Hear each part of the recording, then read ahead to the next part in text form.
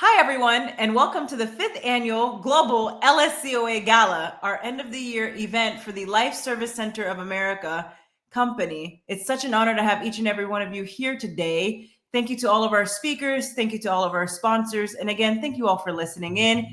And today we have the amazing Christopher Salem here with us today. He's an executive coach, keynote speaker, business acceleration strategist, and an award-winning author. Welcome, Christopher Salem. And then we'll also be hearing from Renee, Joy Allen as well. And we're really looking forward to hearing from these amazing speakers from all over the world today. Now, I'd like to start us off today by introducing Life Service Center of America and telling you all a little bit more about it. You may be wondering, Life Service Center of America, okay, as we go into 2026, this will now be year 7. So what's the backstory on it, right? Well, how did Life Service Center of America come about? Well, here it is. Essentially, a few years ago, I almost lost my life, death by strangulation in a domestic violence relationship. And after everything that happened, I stepped into God's purpose for my life. And I launched a podcast, I launched a books, and I launched a company, Life Service Center of America. And God also led us to host events. It started off with domestic violence and sexual assault, topics that I'm a survivor of. But then God also led us to host them on various subjects. I mean, you name it, we have not stopped. Leadership, business, confidence, pregnancy, human trafficking. We did one on endometriosis. We're doing one on marriage next year with Mark, hosted by Mark, and Christopher Salem is one of our speakers, as well as amazing speakers from all over the world, beautiful souls. And we'll go through the other events in 2026 as well as we go through this event. And so if you're listening into this message today, I just so appreciate each and every one of you, and thank you for your continued support. I know a lot of the subjects that we cover, a lot of people refer to them as hardcore. So again, thank you so much. We truly appreciate your support. Now, I'd like to take a moment to say a special thank you to all of our LSCOA team members. So again, LSCOA is referring to the Life Service Center of America company. Team members, just a special thank you to all. Wow. I mean, like I said, we're going into year 7 here. It's because of you that this is even possible. All of the events that we put on in regards to these causes, such as domestic violence, breast cancer, and a lot of the events that I mentioned earlier today, it's because of you. So thank you. And we don't just have folks here in the States, we also have folks overseas that we work with. Again, I know how much work you put in. You know who you are. Thank you. And now I'd also like to take a moment to say a special thank you to all of our LSCOA speakers. And again, here with us today is Christopher Salem. Wow. I mean, we heard from you this year, such an amazing talk, inspirational talk. Thank you so much, Chris. Gigi, it's a pleasure to be here as always, and always support all the great things that you're doing, that because you're always about giving back to people and always being the example and resourceful to them.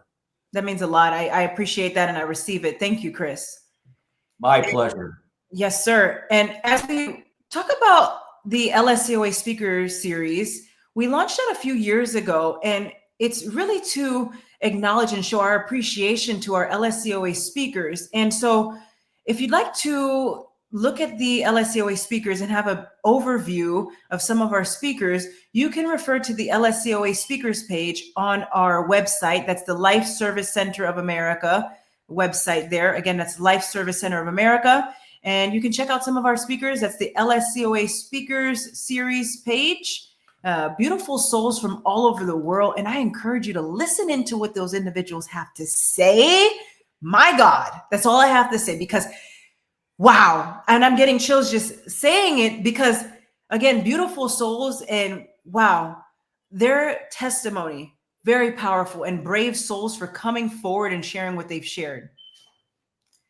And congratulations to all LSCOA speakers. And again, honored to have you be a part of the LSCOA Speaker Series.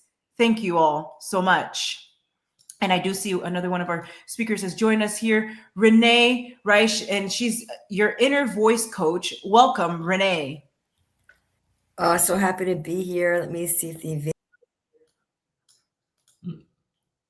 Yes, not a problem. Take your time. And as Renee is doing that here, Before we move on to the Q&A segment, I just love to go a little bit deeper here in regards to the Life Service Center of America. And so, first and foremost, I want to express my deepest gratitude. Thank you to God. All the glory goes to Him. I'm truly grateful for His strength, His courage, and His guidance, which allows me to help others in so many meaningful ways. And now, over the past 6 years, we're going on year 7 here, 2026, we have witnessed tremendous impact and transformation. And more than 30 individuals have successfully completed our programs, whether it was our 1-year program or our 5-month programs. We've helped individuals anywhere from maybe writing a book, or maybe launching a podcast, or maybe speaking, not just at our stages, but also other people's stages as well. So again, congratulations to those individuals who have successfully completed our programs. And congratulations to everyone who took on and completed our 10-day live challenge. Well done. And I say that because it is also to help others with their confidence. So we help folks maintain a confidence level of a 10. And again, I know how difficult it may be, right, when you're first starting out and working on your confidence. But that's why I'm so proud of you, because you all took it head on. You didn't say, oh, I don't know if I can do this. You showed up, and you showed up powerfully, and you completed the challenge. Congratulations. And now we have also seen several individuals who once believed they could never write a book or share their stories with the world. And now they have done exactly that. They have not only written their stories, but many have gone on to launch best-selling books, or even launch more than one podcast or a TV show, or even write a children's book. And what an incredible accomplishment. Again, I'm so proud of you. Congratulations. And tonight, I want to express my gratitude to our dedicated LSCOA team from all over the world, including overseas, our incredible members in this community, our loyal partners, all LSCOA speakers who contribute to the LSCOA Speaker Series, and our sponsors who have been with us since the beginning. My goodness, thank you for your continued support. You know who you are. And together, we have successfully hosted numerous global events this year, including the 5th Annual Global Leadership Conference, the Global WWCA Poetry Competition, the Global Neurodivergent Leaders Summit that was hosted with Daniel Dominguez. That was the summit for 2025. The Global Youth Conference was postponed due to a medical emergency. As some of you may know, I did experience a medical emergency, as far as going to the emergency room and then having to see a cardiologist, which then led me to wear the Holter monitor that some of you may have seen there. But the test came back okay. So I'm doing okay there. Thank you for your prayers. And then we are still doing the Global Youth Conference that will be in 2026. So it was just postponed. We will be doing it. So coming soon. And then we had our 3rd Annual Global Warriors Conference this year in Palm Coast, Florida, my hometown. We heard from beautiful souls from all over the world. Such an inspiration. And I truly enjoyed everyone's inspirational talk. And then also, too, we had the 6th Annual Global Domestic Violence event and the 6th Annual Global Breast Cancer event. And as I wrap up this talk here tonight, we are really looking forward to our upcoming events in 2026. We have the 1st Annual Global Marriage Conference that's hosted on February 27th at 5 p.m. Eastern. The 6th Annual Global Leadership Conference, March 20th, 5 p.m. Eastern. 2nd Annual Global Neurodivergent event, July 9th. 1st Annual Global Youth Conference, July 15th. And we'll be covering domestic violence, artificial intelligence, writing, safety and security for our youth, technology, cybersecurity and career pathing, elder adults, and so much more. And then the 4th Annual Global Warriors Conference is our in-person event of the year. That will be in Palm Coast, Florida by popular demand. And so it will be there again. Yes, Palm Coast, Florida. And then we have the 7th Annual Global Domestic Violence event, 7th Annual Global Breast Cancer event, and then our end of the year gala that we do every year. Lastly, I look forward to continuing to serve God's people alongside each and every one of you. And may you end 2025 strong and begin 2026 even stronger. Thank you, and God bless you all. Now, I'd like to proceed to our next segment here as far as the Q&A segment. And so, Christopher, I'm going to ask you a series of questions, and I will also ask our other speakers who will be joining us here tonight as well a few questions. To start us off, the first segment will be on general impact and mission questions. So, the first question, Chris, is what does the mission of LSCOA, Life Service Center of America, mean to you personally, and how has it influenced your work? Well, what it means is, is the first of all values. And, whether people know what values are, what values they operate from, you are always operating from a set of core values. A lot of times people may not know that consciously, but you are operating from them subconsciously. And what I love about what you're doing, Gigi, is that you always lead from those values. And it's always about connecting to where people are. So what I see your mission is consistently, being a resource, being the example that helps, people out there, regardless of what they're looking for or where they're looking to improve, how they can model what they want to accomplish based upon the values that you operate from and how that aligns to their values. So for me, it's being consistent.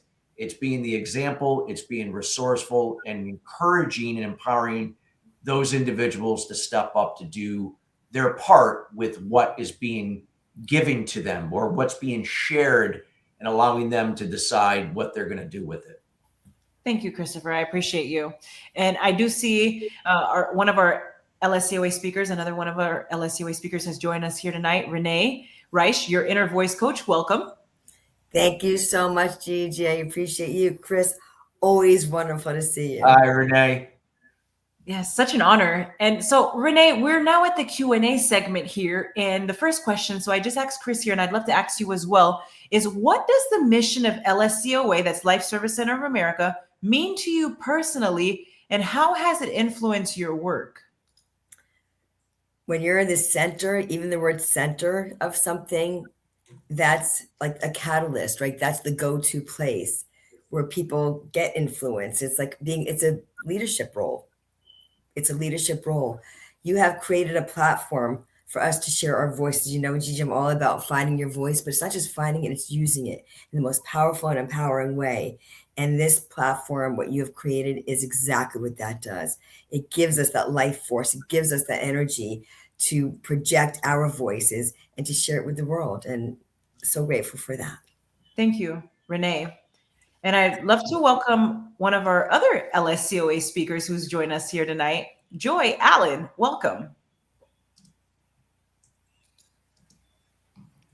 Thank you very much. Happy to be here. Sorry I'm late, just getting in. Yes, not a problem. And so Joy here, beautiful soul as well. She's the Joy Coach. Allen is an internationally recognized best-selling author, consultant, and inspirational speaker with a strong background in psychology and Christian counseling. And I'll give you a moment to settle in here. And so I'll go ahead and proceed to our next question, and I'll circle back to you, Joy. Now, Christopher, this next question is going to you. The next question is, when you look at the global impact LSCOA has had over the past 6 years, what stands out most to you? What stands out most to me is the lives that you touch, because that's most important. And what you do when you're consistently being in front of people and perhaps somebody shared a story or there was a resource that got them to see something that was possible that they didn't realize was possible. So what I love about what you're doing is that you are resourceful. You're not claiming to be everything for everyone, but you are putting out information from a place of authenticity, from a place that serves, from a place that is not here to tell people how, when, or why to do something. It's giving them the opportunity to choose what can be better for them, choosing how that aligns with their faith, because you are a faith-based service and how you operate. And so for me, it's about service, but not from a place of making people dependent on you, but doing their part in an interdependent way. Wow. Well said. Very powerful. Thank you, Christopher. Renee? Yeah, I'm going to piggyback on that because I think it's brilliant. It's exactly what I was saying earlier. It's about having that leadership role. right? We come together with our voices, but you have created a platform, a place and a space for us to share it, to impact, empower, and inspire others through this. So absolutely, it is all about leadership, but it starts leading from within. You can't lead others if you can't lead first yourself. So it's using your voice. It's, as I said, I'm the inner voice coach, right? You got to speak those positive words, the affirming words, and not just speak them, but embody them. Our words are so powerful. Embody is embody. What you embody is what you end up speaking out. Your actions, your words, your thoughts, it all leads into one. And what you put out into the world is what you first put into your mind. So I'm really grateful to be here to impact, inspire, and empower others through the power of our voices. So thank you, Gigi, once again. You're welcome. Very powerful. Thanks for sharing, Renee. Absolutely. Joy? Okay, and what is the question, please, if you can repeat it? Yes. The question is, when you look at the global impact LSCOA, Life Service Center of America, has had over the past 6 years, what stands out most?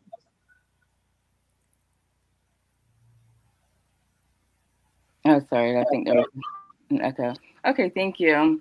Yeah, when I look at that, I believe it. A lot of things stand out most to me. The things that stand out are the impact that you have, and basically what everyone else was saying. I'll ditto that as well. But the impact that you have on people's lives, the topics that you're always talking about and discussing, are things that people have actually gone through. A lot of people are suffering from, whether it's domestic violence or sexual abuse or mental health, and all of these things someone can relate to. So those are all topics that are near and dear to my heart, and that's why I personally love to be a part, of anything that you're doing, because it has a major impact. And I can understand, like, even me as a speaker, talking about those things and having lived through those things, and we know, how much we would have liked to have someone talk to us about that when we were going through those times and those difficult things. So just knowing that you're making a difference in the lives of others and people who have suffered through the different traumas in their lives. And I really appreciate what you're doing, and I definitely will always support it. Yeah, thank you. I appreciate your continued support and very powerful statement. Thank you, Joy. Now, the next question is, in your view, what is the most important message people need to hear today? Christopher, I'll start with you. I think with the most important thing that people need to hear today is you have to sometimes share things that might make people, might in this case, not ruffle their feathers in a way that you're intending to hurt them, but in a way that they have to know that they're getting in their own way. But it's how you go about doing it. You're not telling people what to do, but you're sharing some things and now encouraging them to be accountable, to kind of look, take moral inventory of themselves. If they're not where they want to be, or they want some change in their lives, it's not like something, is going to just come out and make that happen. Faith, whatever your faith is, will always do its part, but you have to do your part. And if you're not doing your part, that's not possible. There's not something that can just miraculously do that all for you, other than faith will present opportunities, put people in your lives. And that's why life is a choice. And we have to choose. We have to choose to show up. And for me, it's about, putting out information, being consistent, being the example, and encouraging people that it's okay to come out of their comfort zone. It's okay to fall down. It's okay to fail. And it's just knowing that that true failure is when you quit, when you give up, and you got to keep getting up, just like the old Rocky adage, right? It's not how many times that you fell down, it's how many times you got up, and you got to keep getting up and keep moving forward. And that's so true. And I've done that throughout my entire career, through many trials and tribulations. And I'm very thankful for the mentors I had early on that, encouraged me to keep getting up, because I could have stayed down and I chose not to. And my faith never let me down as long as I was doing my part. And it was always going to be there, no matter what I choose, but it wasn't, it was going to keep nudging me until I did my part. So for me, that's what I always encourage. Even me being an example, when I share, when I talk and coach and consult with individuals and organizations. Wow, I love it. And I know exactly the Rocky statement that you're referring to, right? Life is not all sunshine and rainbows. It's a very mean and nasty place. And I don't care how tough you are, it'll beat you to your knees and keep you there permanently if you let it. Now, you, me, or nobody's going to hit as hard as life, but it ain't about how hard you hit. It's about how hard you can get There hit. you go. That's the Rocky. We quoted it verbatim, but yeah, I love it. Yes. I love I said it better myself. Don't underestimate Gigi. Never underestimate the power of Dr. Gigi Savat, ever. Oh, that's classic. Beautiful. I love it. Yeah, good vibes. Love that. Yes. And so, Renee, take it away. Yeah, and it's true, because what Chris said is, I mean, again, I echo that, because you've invited us, not just because we were on a previous summit with you, but because you invited us as leaders, as people who have a voice, people who've also been down those roads. We're not speaking from better than thou, or we know better because we got a degree in this. Or I did a post on LinkedIn today, and it was not about being a leader for now, but the education. I have a degree in psychology from a university. I worked very hard for that. I earned it. That's great.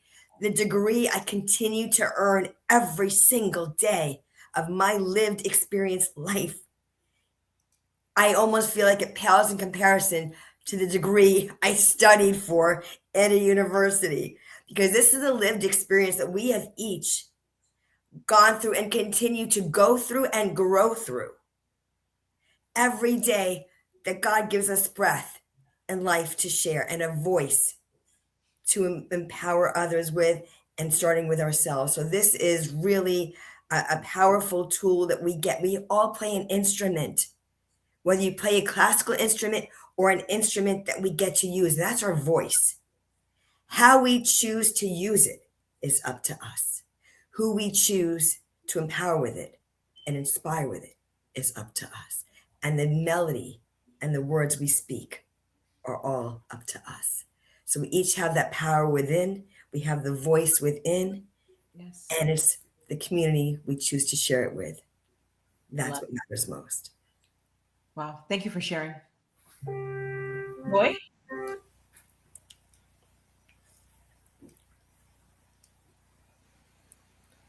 I can repeat the question, Joy. So the question is, in your view, what is the most important message people need to hear today? I think the most important message that people need to hear today is that they are enough.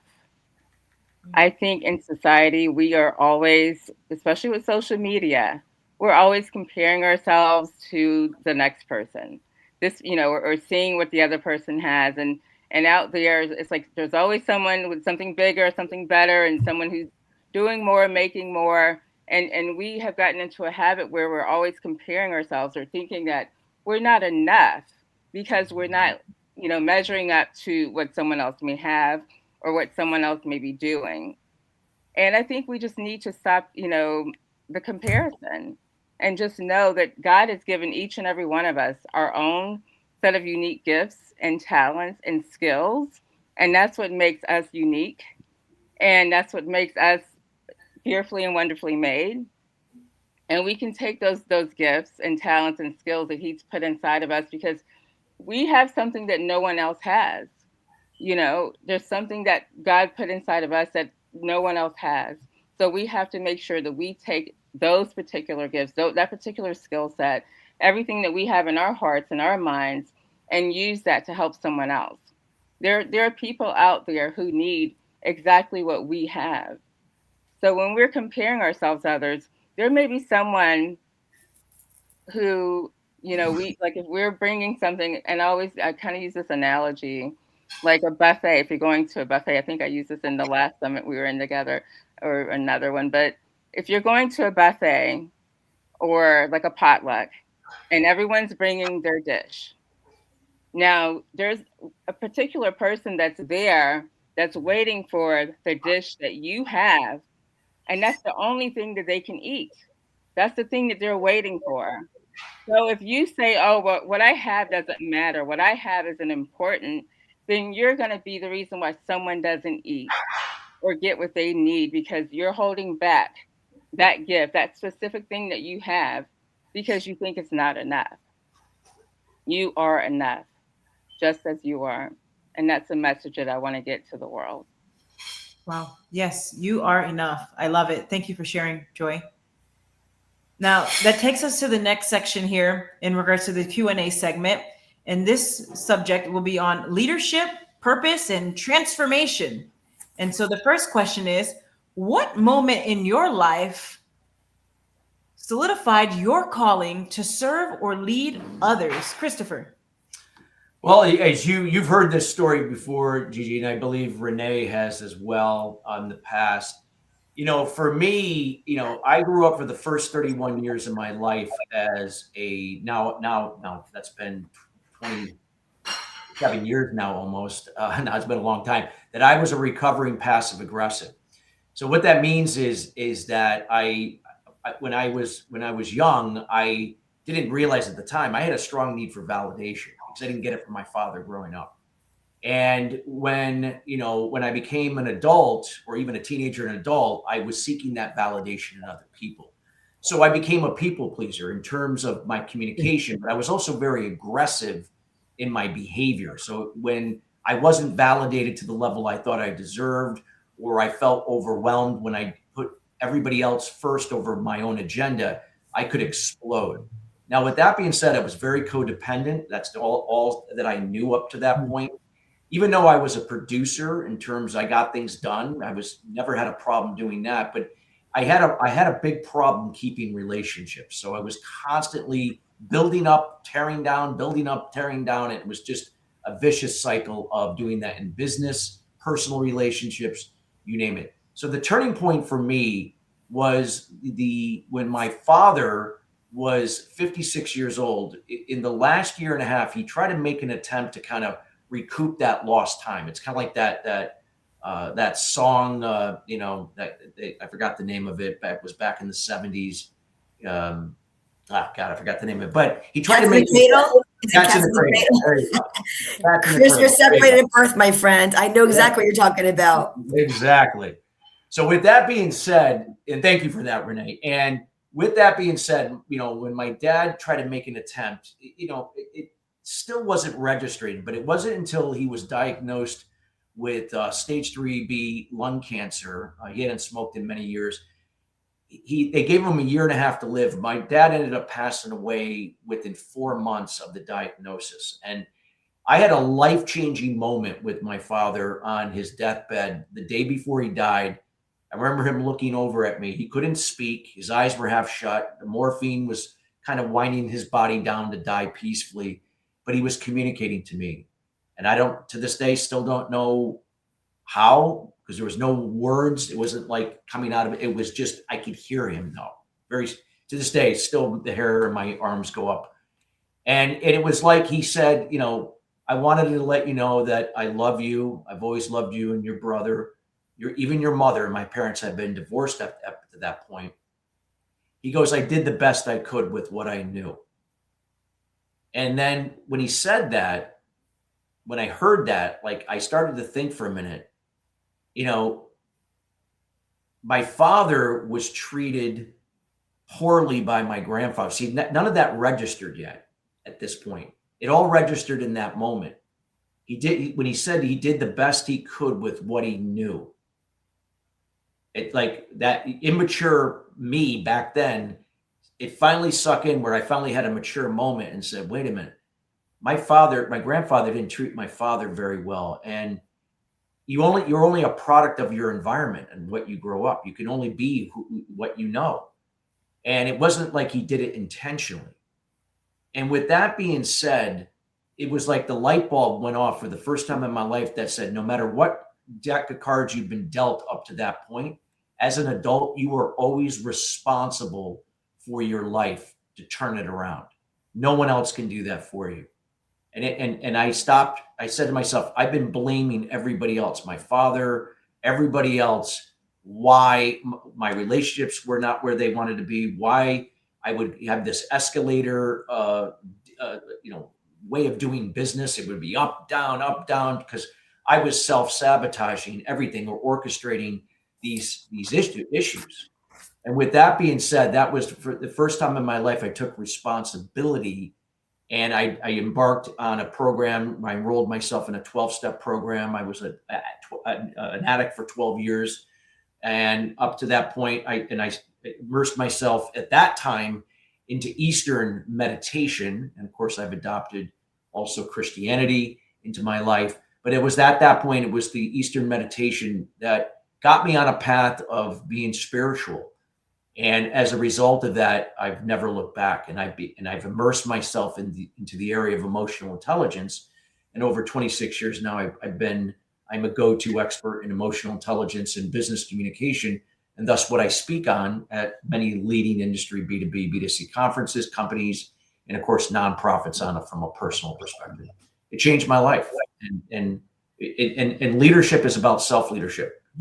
Being the example, being resourceful, and empowering, encourage others through your communication that you can control, you as the sender and the receiver, your behavior, making it assertive, just like how you communicate in assertive, not in a passive aggressive way. Your attitude, it's happening for you, not to you. So challenges, obstacles, and problems are a good thing, because without them, you can't have opportunities, and without opportunities, you can't get results.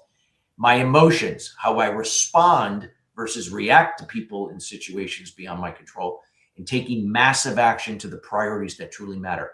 When I can control those 5 things that are in alignment with me, not trying to control the same 5 with other people, I operate from intentions, not expectations tied to outcomes. And I allow the process, trusting the process of what I can control, me with those 5 things, letting go of the things I can't control in other people and situations.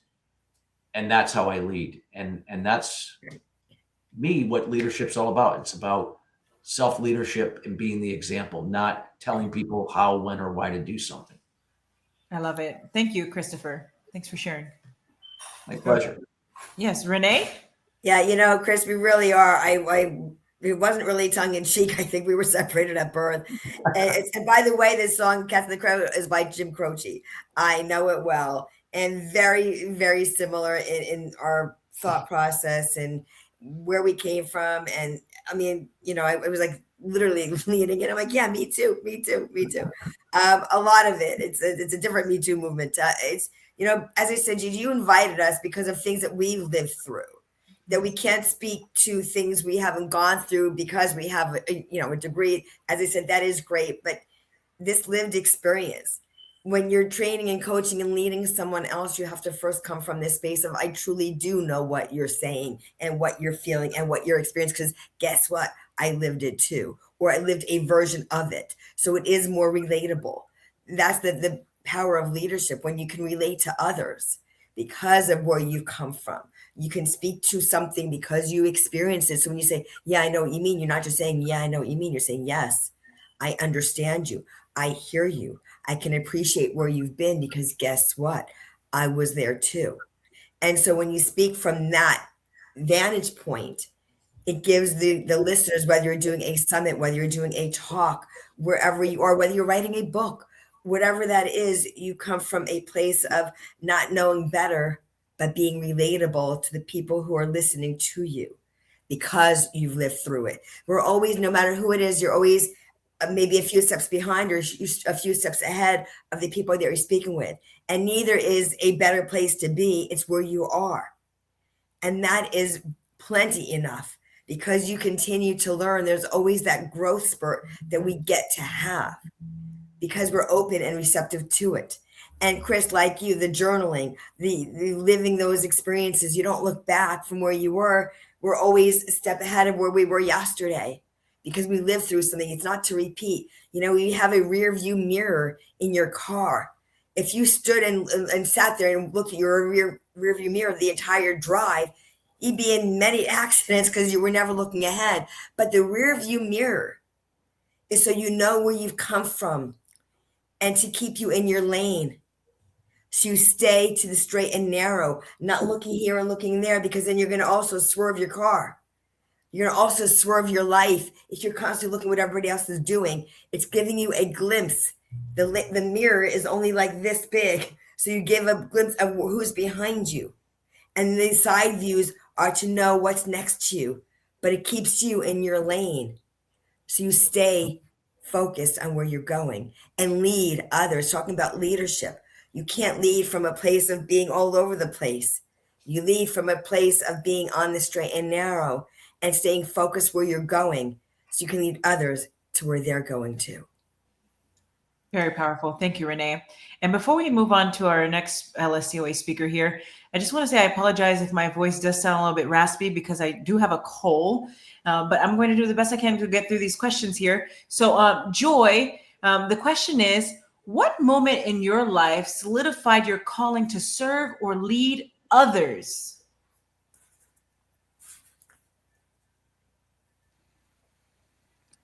So I think the thing that got me to, that certified me leading others was growing up. I feel just my childhood. And I can kind of relate to Chris's story talking about his dad. With me, it was my mom. And so my mom, excuse me, she, she battled mental illness once I turned like 13, and she started having mental health issues. And so she was in and out of hospitals and that kind of thing. And so I wasn't raised by either of my parents, but then seeing the parent that I did have, not really be, she was there sometimes, but not really there.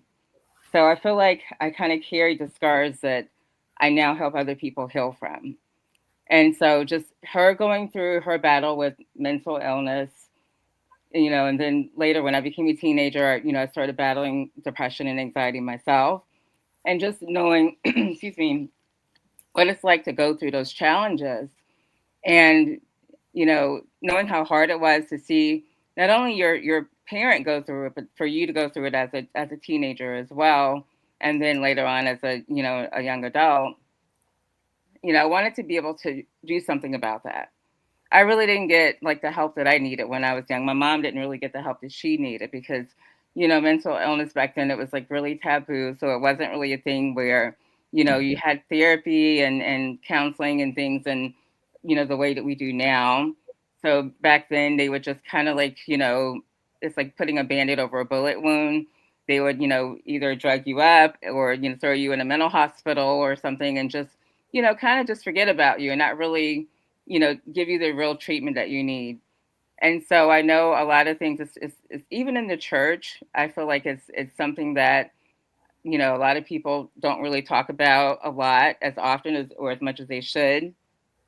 And so that's what I was glad to when I, after I, finished college and I started getting other certifications, I saw where they were offering a lot of this for the church. They were offering, the certifications for people, to get certified so that they can be a lay person or be a counselor in the church or be a Christian coach. And that's where, I got a lot of certifications and things.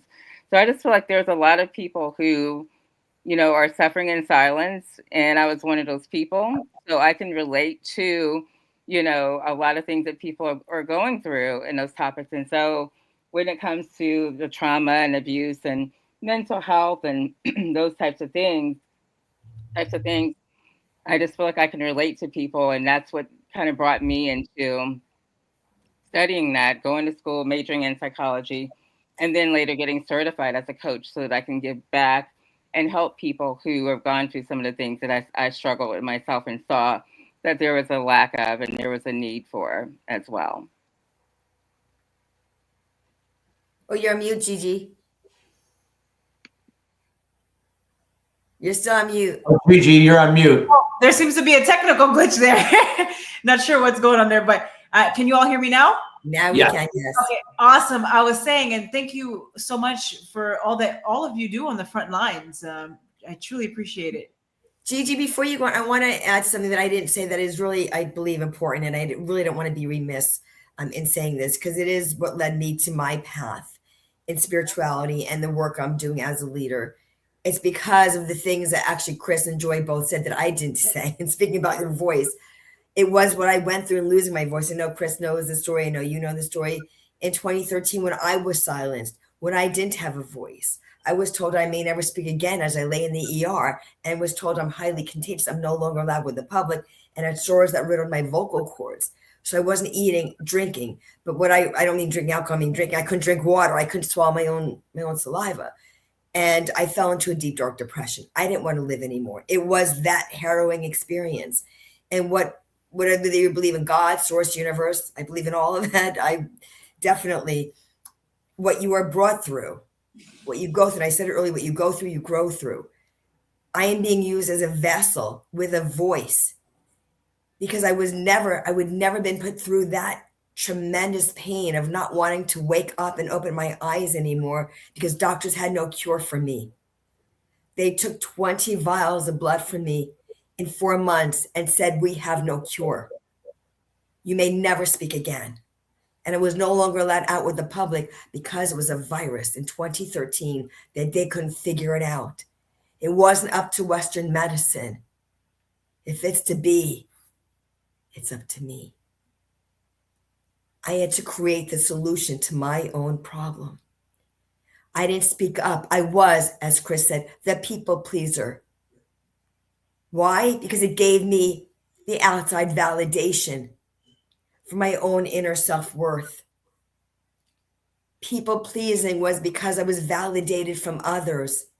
I kept seeking it. The more I got it, the more I sought it. But validation isn't for parking.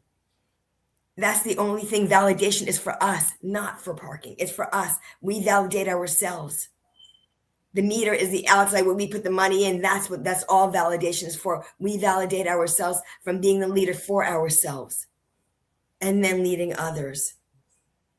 This is where it emanates from. I created the voice blueprint from vulnerability to empowerment, which aligns with the teaching of Six Sigma. Define, measure, analyze, improve, and control. Not controlling the outside, controlling who we are and how we operate. Receive without resistance, right, Chris? Yes. He taught me that years ago. I got a chill when I just said it. Chill just came right through me as I spoke the words.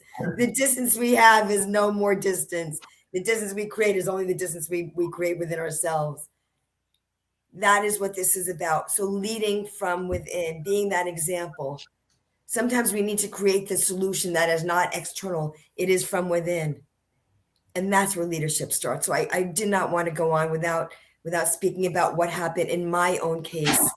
And every case is different, but this is leadership. This is what real leadership is. When we go through what we've gone through, we create the solutions to serve ourselves first so we can pour from the overflow. And each of us here today are pouring into others from the overflow from what we had needed to create for ourselves.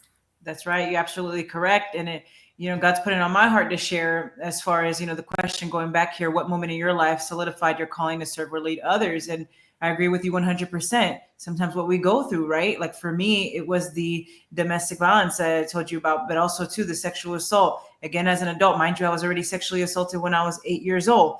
And so waking up as an adult, having already gone through that. And so for me, it's just, I never want anyone to have to feel the way I did. How I felt numb to pain. No one should have to feel that way. And I talk about it a little bit more in the Overcoming Heart Blocks book, Inspiring Stories for Healing from Trauma, which I wrote with friends from all over the world and my own mother who came forward about her own heart block. And so again, yes, sometimes it's just right in front of you. And oftentimes once you understand purpose, just stay in purpose. Don't have one foot out and one foot in. Stay in purpose. Yes.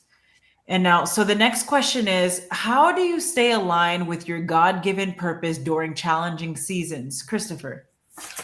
Well, I mean, this is something that I've been studying now for 26 plus years. It's something I speak on regularly.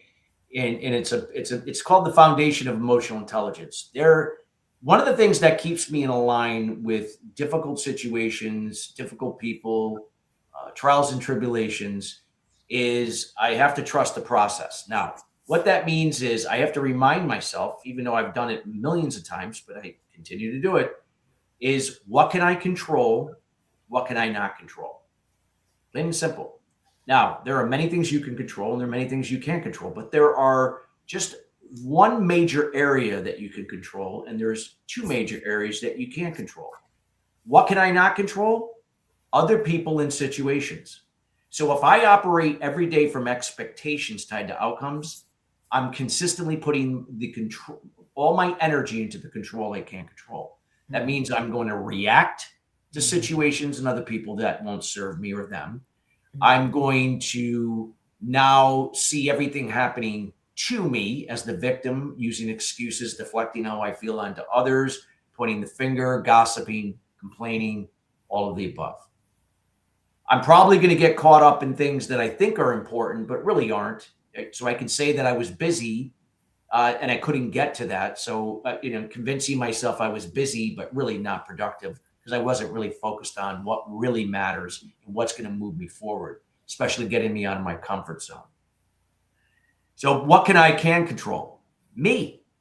I can control me. I can control how I communicate to myself from my inner champion rather than my inner critic. I can choose to be assertive in my communication rather than passive aggressive, learning to be specific, clear, and concise, leaving very to little no room for assumption and speculation, because speculation and assumption is the root cause to communication breakdown. This is why people are always operating in chaos. It's in marriages, it's in any partnership, it's in any classroom, it's in any community, wherever. It's just we all operate from what we think it should be versus adapting to what is. Doesn't mean you always have to agree with what you're looking at, but you adapt to what is. You make the most out of what you can control and focus on what you can within it. So we're no better if I'm the sender or the receiver of the communication. I am always in control of that. I can't control what someone else is going to perceive what I said. So it's my job to be specific, clear, and concise. My behavior, again, being assertive, so it's not contradicting what I'm saying, that with that passive aggressive tendencies I used to have. Every challenge, every obstacle, every setback is an opportunity to turn into a result. You can't have an opportunity without a challenge.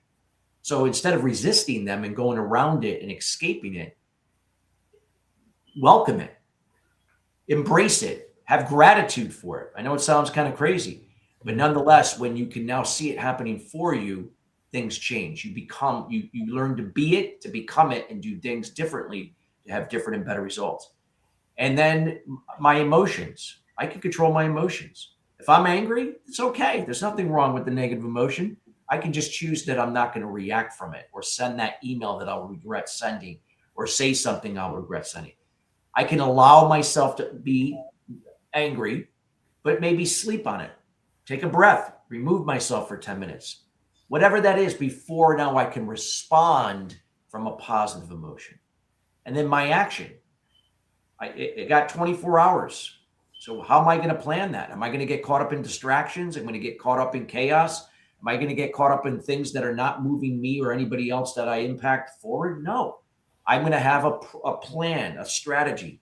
I'm going to prioritize. I'm going to rank what is most important, what is most in my control to execute to completion, and then move to the next one. When I can focus on that and remind myself every day that I'm never going to be everything for everyone, I'm just here to do my best, not to be the best. Focus on what I can control, let go of what I can't. Trusting the process will lead to the results I seek. And then it's my job every day to be the example of that and be resourceful to empower and encourage someone else or people to do for themselves. That's what creates interdependency in any environment versus codependency. I love it. Thank you, Christopher. Renee? Yeah, it is about being independent and interdependent. So you don't have that, people being codependent on you.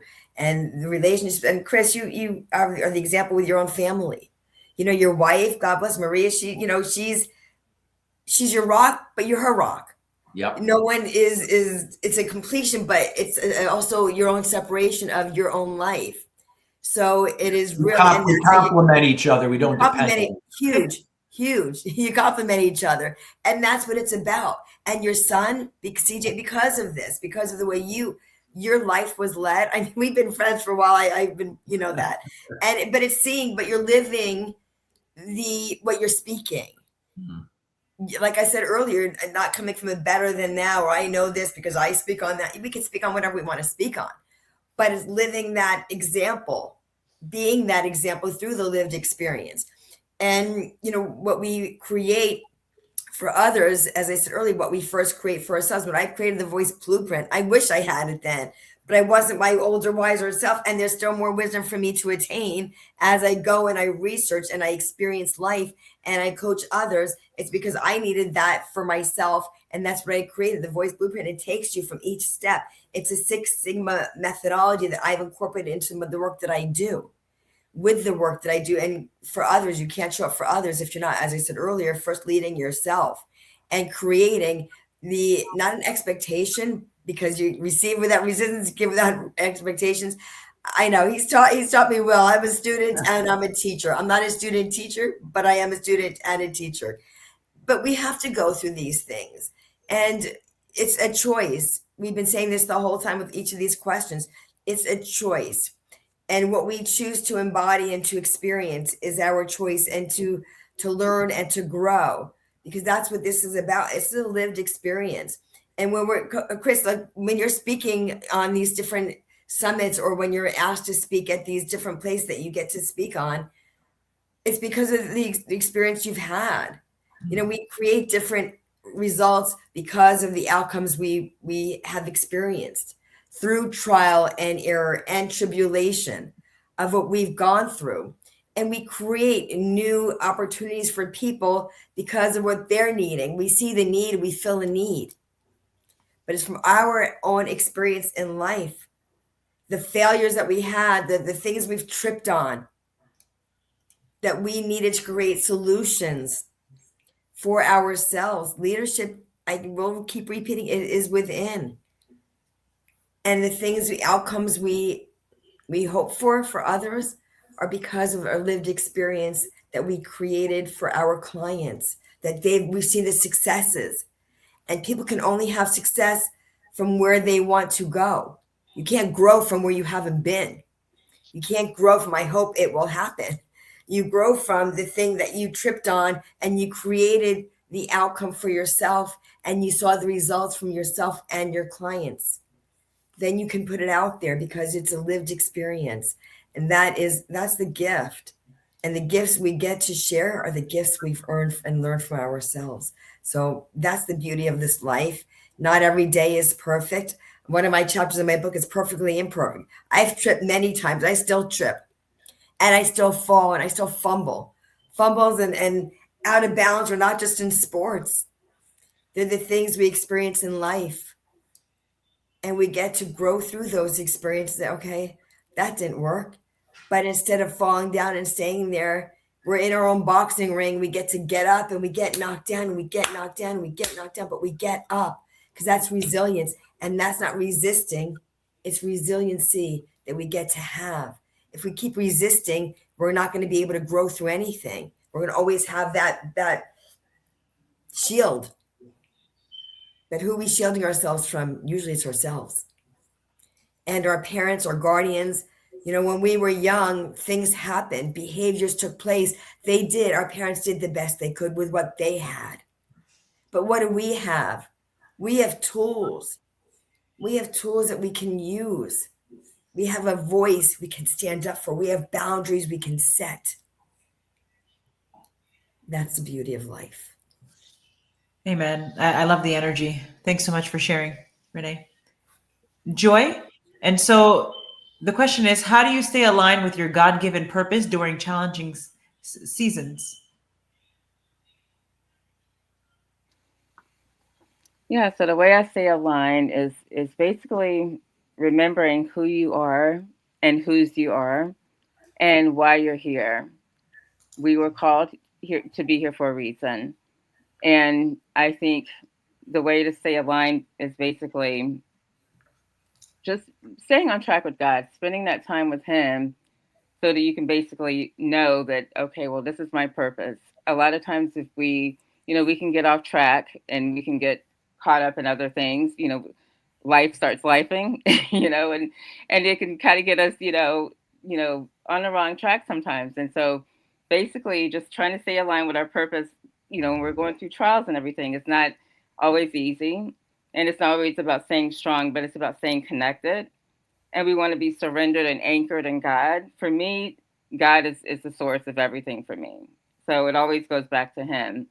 And whenever I feel like I'm getting off track or off course, you know, I need to go spend that one-on-one time with him.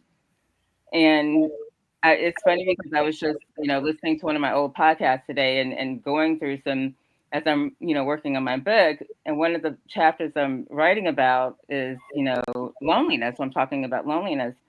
And, and then, well, actually the podcast I did a while back, it was like loneliness versus being alone. Mhm. And so it's like, and I was listening, I was like, the things I was saying in that, it's important for us to be alone at times. It's not always a bad thing to be alone because we need to have that time to ourselves, that time where we're with God, with that time, that one on one time with God and with ourselves, because sometimes we get so caught up in doing everything for everyone that we can get off track and then things will just kind of go haywire and we don't have that time to where we're able to really focus the way we need to.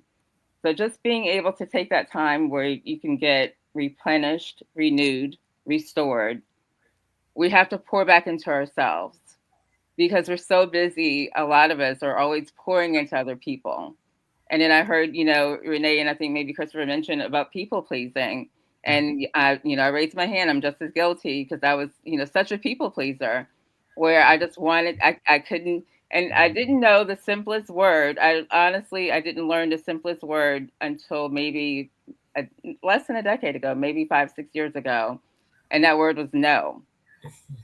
I don't know why no one ever taught me that word. I don't know if it's like it's just like I just, out of all the words in the vocabulary, I was a very good speller and everything, but that word right there, I just did not know how to say. And so it took me, until my adult years now, it's like to learn how to finally say no. And like Renee mentioned about boundaries, setting those boundaries. And it's so necessary. It's so necessary. And I just started learning that like back in therapy a few years ago. It's like, okay, yes, boundaries are necessary. We need to make sure if we're going to stay on the right track, we need to make sure that we're taking care of ourselves and we're setting boundaries so that we can stay on the right course because we can't be on one accord and we can't be our better selves and our full selves if we're not taking care of ourselves. We have to make sure that our cups are full, that we're taking care of ourselves, make sure our cups are full before we continue to pour into others. Because as they say, you can't pour from an empty cup.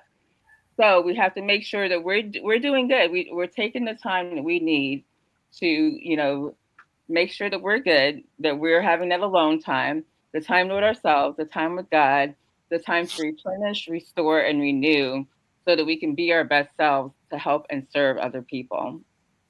That's very true. And what's coming to mind, you have an upcoming project. Did you want to share, Joy? Real quick? Absolutely. I'm super excited about it. I've done about 8 books so far, but this is my solo project. This is my baby. I feel like I've been pregnant with this baby for a very long time, so I'm so ready to give birth. So it's called The Scars That You Can't See. I'm talking about the other forms of abuse and trauma, the ones that don't leave the physical scars. So I will be talking about things like verbal abuse, psychological and emotional abuse, even sexual abuse, because that doesn't always leave physical scars. I'm talking about men who have been abused because that's not something that is talked about very often. And a lot of men go carrying those and suffering in silence with those scars. And so I'm talking about a lot of things that are hidden that people go through, even the scars of rejection, the scars of divorce, the scars of bullying. So all of these things that we carry internally that people are out there suffering in silence from, but no one's really talking about. So I'm shedding light on those. And I started speaking on this a couple of years ago and I had so many people come out and it was like a Me Too movement. I had the men who were being abused, I had the preachers' wives who, were going through their things and people are suffering through these things, behind closed doors, but no one is really talking about it like they need to. So I'm shedding light on these topics because people need to get the help and know that there is hope and they don't have to be ashamed of what they're going through. And I'm giving them a way to so that they can get the healing that they need. So I'm super excited about it and it will be coming out by the end of the year. The Scars That You Can't See. Thank you for allowing me to share, Gigi. Yeah, you're welcome and congratulations. Thank you. You're welcome. And so the next question is, what does authentic leadership look like to you in 2025 and beyond? Christopher? Well, authentic leadership always starts with you. Again, if we're going to lead effectively, you can only control you. You can't control other people, and that includes your family. So, with that being said, it's got to start with you. So, what are you doing each day to fill your cup? What are you doing? It's like the oxygen mask theory. You know, when the oxygen mask comes down on an airplane, what do they say? They say to put that the mother is supposed to put it on herself before she puts it on the child. You can't truly serve somebody from an empty cup, as Renee talked about earlier. You have to be able to fill your cup. You have to be the example. So in this case, if we're able to, to be authentic, is being open, serving yourself, being transparent, sharing this information, not telling people what to do or being boastful or bragging, but sharing, encouraging people to do for themselves. And authenticity speaks volumes. It doesn't speak through just the words you say. Words only represent 7% of effective communication. Transparency and authenticity is exhibited through your body language, like how you make eye contact with people. Your body is open to people. Your hand gestures. It could be, your mannerisms. All of the above. Being mindful of that. So it does. So all those things don't contradict the words that you say. It's also in the tone of your voice as well. And so, so effective communication and being authentic is, 55% of effective communication is body language, 38% is tone of voice, and only 7% words, because when, words can be manipulated and lied about, but the body and the tone of your voice never lie, and they will contradict the words you say. So being authentic is being consciously aware of, again, your actions, your mannerisms, and again, the 5 things I talked about earlier, what you can control. That is what showing up authentically is. It's not trying to be the best, it's being your best. Big difference. And again, being the example and being a resource for others. I love it. Thank you, Christopher. Renee? Absolutely, agree, echo all of it. Yeah, it's about, value-driven approach. It's being genuine, it's being self-aware, it's building trust and aligning your actions with your core beliefs. It's all of those things, demonstrating the integrity, because you can only speak from where you've been, and having all those values that you come up with and you've grown up with. Your values may change, not because of where you came from, but where you emanated from, because you don't want to, you no longer believe this. It's what mom or dad told me. Like, wait a minute, I'm taking on that energy. That's not my belief. That's their belief. That's their belief, and they put on me, and that's not really who I am. So the things as I said earlier, what we go through, we grow through, and you can change your values because you're no longer that person, because you've grown, you've evolved. And every day we get to do that. And that's a choice, like we were talking about choices earlier, that we have. And Joy, I love what you're doing and what you're embarking upon, because yes, the scars that we have is suffocating in silence. And we suffocate in silence as people pleasers. We don't speak out what we do. I wish I learned that same NO, Joy, years ago.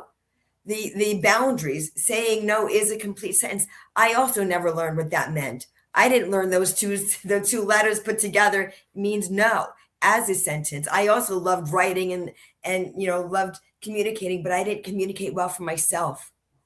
I was a champion for others.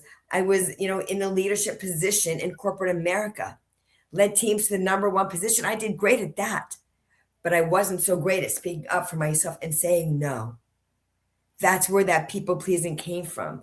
The more I did, the more it got infused with, keep doing this, Renee. You're getting, people are liking you. They're loving what you're doing. Keep saying yes. But what about yes to you? Instead of getting frustrated and becoming, upset with something else that you said you could have said no to. Where were you angry at? You were angry at yourself. But I didn't say no because I didn't want to be rejected. It was that rejection that I didn't want to happen. I didn't want to feel rejected from anybody. Who was rejecting me the most by not saying no? How about me? I put my hand up. I'll say yes to that one. I was the one, because I didn't create boundaries. I was the one who kept people pleasing, because the more I pleased others, the more I felt accepted. But who was also self-abandoning. I'll raise my hand again. Me. So leadership starts within. It is, setting those expectations for yourself and living those and being, value driven, building the trust within yourself, self-trust, self-worth, but not self-abandoning. Communicating with yourself and then communicating with others. You can only pour from that cup that is filled by you, not through others. It's a self-validation, not the outside validation for self-worth. That's the biggest part of all. Your worth is only what you give, that value you give yourself. Not because somebody else thinks I'm enough or because I've pleased somebody else because of my actions. That's always going to be, someone's always going to want something more from you. They're going to keep taking. The more you're giving, it's going to be a take, not a give and take. Your self-fulfilling prophecy of never enough is going to be fulfilled really easily because it's going to always be trying to keep up because someone's going to want more from you because you keep giving. How about receiving? Be the receiver, not of that football or of that baseball, but be the receiver from yourself. Give to yourself so you can pour from that overflow. I love it. Yes. And I also love what Ayanna Van Zin says when she says, stand in your no, right? And there's so many different ways to say no. So many that we don't learn that. I loved English, but I just didn't learn what no meant. Right. Yes. And so I love that you and Joy brought that up as far as, saying no. And like Ayanna Van Zin says, stand in your no. So well said, ladies. I love it. Thank you so much for bringing that up. Joy, the question again is, what does authentic leadership look like to you in 2025 and beyond? Authentic leadership for me is not about the titles, the perfection, or performing for people. As a former people pleaser, that's what sometimes we tend to do. It's about leading from a place of wholeness, honesty, healed identity, and my God-led purpose. So this year and beyond, I want to lead from healed places, not my hidden wounds. I no longer lead from survival mode. I lead from strength, from wisdom, and the scars that have become testimonies. And healing is my foundation. I lead others from what I've been healed from. And it's easier to lead other people when you have gone through something. And if they're going through the same thing, you're able to tell them, listen, to assure them that it's going to be okay. It does get better. And you can show them the way. Allowing my story to be a source of transformation for others. So my journey, the trauma, the wilderness, the healing, the victories, it's not something that I hide. It's something that I use to empower, to encourage, and to set others free. Also being aligned with God more than I'm aligned with expectations. My leadership flows from obedience, not from pressure. I follow God's voice, not opinions, and I'm allowing Him to order my steps, my timing, and my assignments. I choose integrity over image. I'm walking boldly in the authority that God gave me. So there's no more shrinking or playing small, and that's something that I did a lot. No more second guessing myself. And that helps when you know who you are and whose you are in Christ, as I stated earlier. Authentic leadership is stepping confidently into my anointing and trusting that I am called, equipped, and chosen for this work. And I want to lead others to do the same as well. And that's what I'm looking forward to doing in 2025 and beyond. Wow. Thank you for sharing, Joy. Now, the next section here is on personal growth and faith-based inspiration. And the first question here is, how has faith played a role in your journey and success? Christopher? I would say, faith is, for me, is a daily thing. Faith is putting that trust in what I can't control into my higher power, which I do daily. And also I have to have faith in myself because, again, it's a two-way street.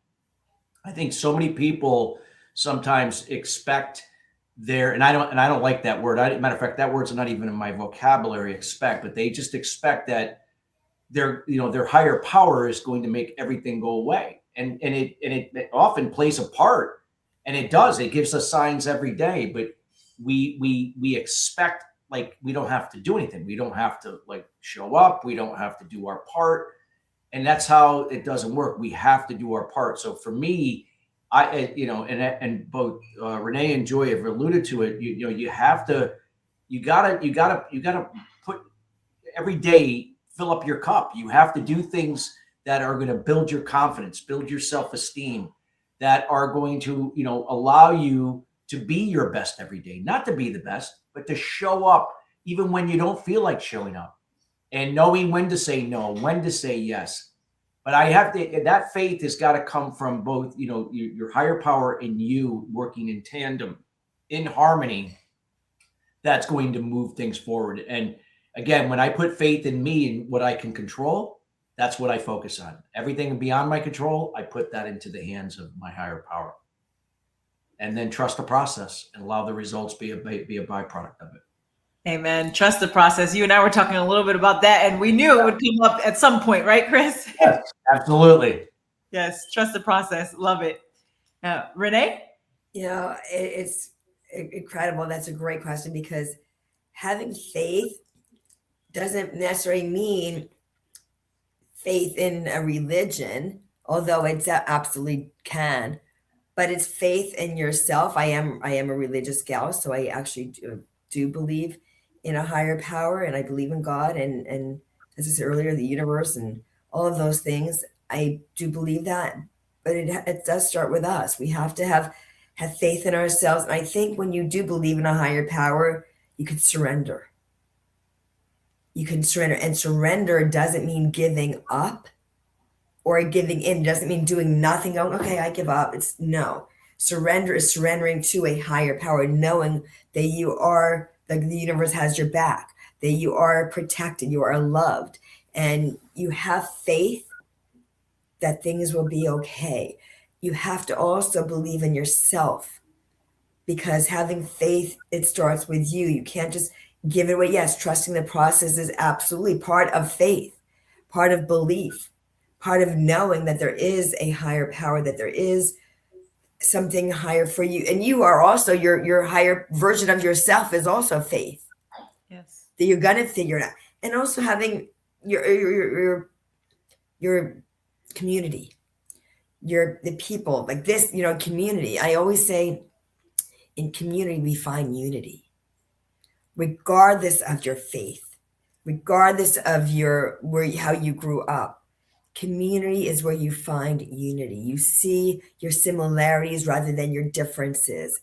It's not black or white or yellow or whatever it is. It's not Christianity or Judaism or being agnostic. It's your own faith, your community of the people that you surround yourself with, and making sure that you surround yourself with the right people to have that faith in you. Sometimes you got to borrow someone's belief in you until you believe in yourself. You borrow it and you hold on to the belief that people have in you, because they sometimes see in you what you don't see in yourself. You have to hold on to that faith, because there's a reason that people come into your life. They say a reason, a season, or a lifetime. Some people are just for a reason till you learn that lesson. Some are for a season and some are for a lifetime. But it's believing in yourself and having faith in yourself and knowing that there's a reason that you're here, that you've come to this point in your life. And make sure you surrender and surround yourself with the people that are meant to be in your life. We do spring cleaning they say spring cleaning. Spring cleaning could be any time. If you need to release the people that no longer serve you, to make room for those who do. Wow, very powerful. Thank you. Joy? And the question is, how has faith played a role in your journey and success?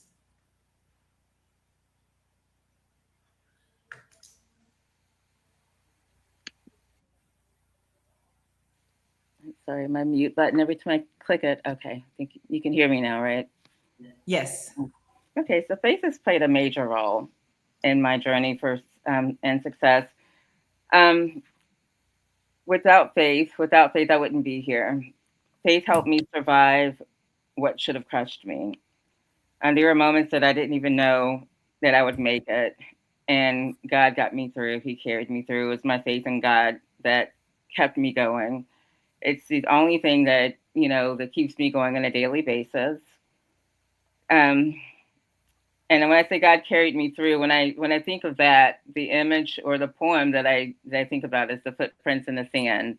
If you guys remember that poem, it's like, you're walking on the beach and you see the two sets of footprints, and it's you and God walking along, the beach. And then during the hardest moments, when things got the roughest, when things became the hardest, it's when you saw just one set of footprints.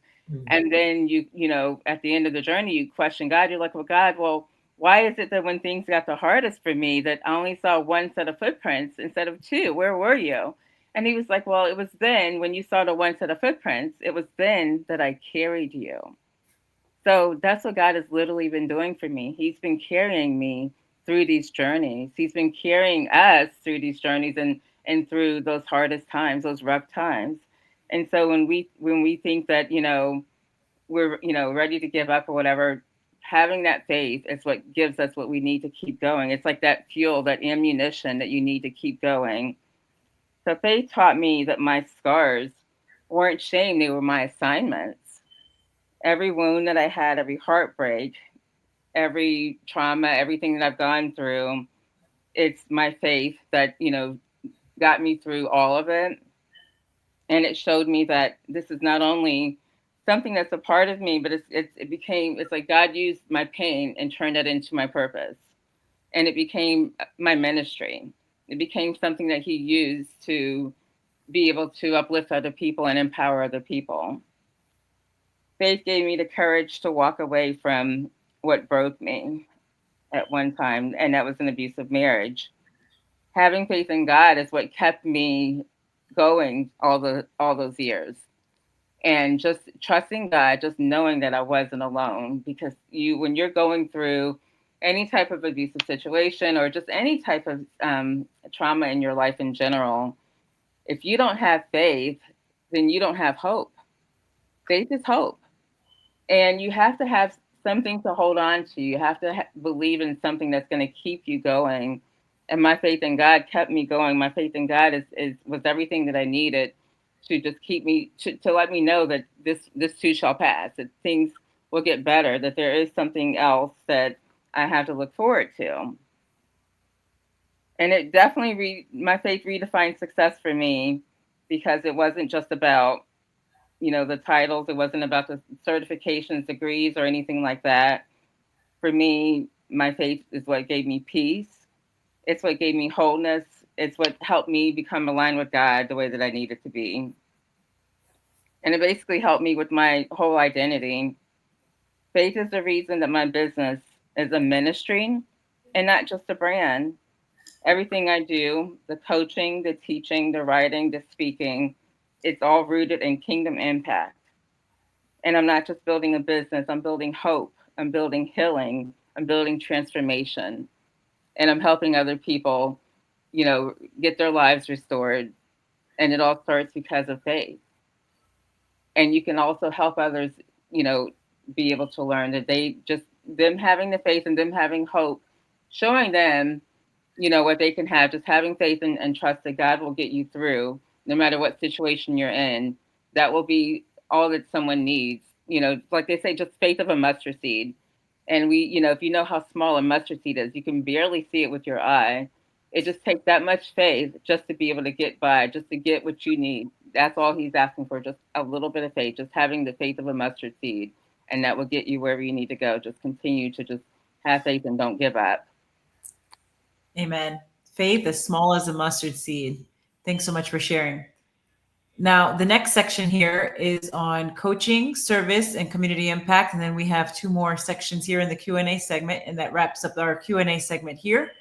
But anyhow, as many of you are aware, Life Service Center of America offers coaching programs. So that's life coaching and business coaching.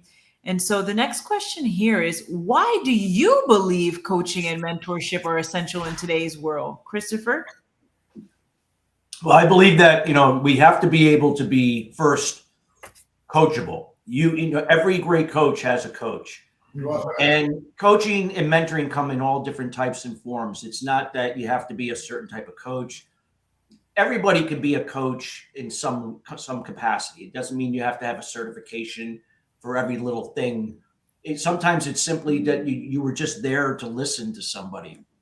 But I think when it comes to like coaching going forward, I'm a big believer that it's not the words that the coach is saying, it's the example.